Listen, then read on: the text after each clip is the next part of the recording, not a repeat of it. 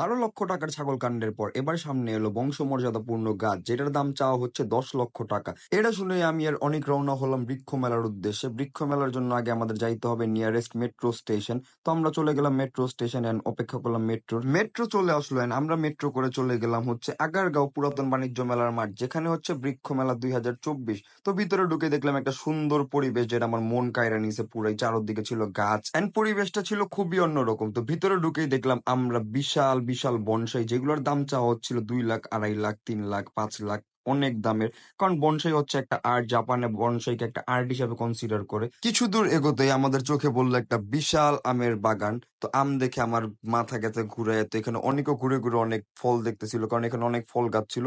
তো তারপর অনেক আমাকে দেখালো আমাদের পছন্দের বাঁশ গাছ, বাট আমাদের টার্গেট তো আজকে 10 লক্ষ টাকার গাছ দেখবো। তো তার মাঝে হাঁটতে হাঁটতে চোখে বললো কফি গাছ, অ্যাবিও ফ্রুট। অ্যাবিও ফ্রুটটা কি আমি জানি না, আপনারা জানলে কমেন্ট সেকশনে জানাবেন।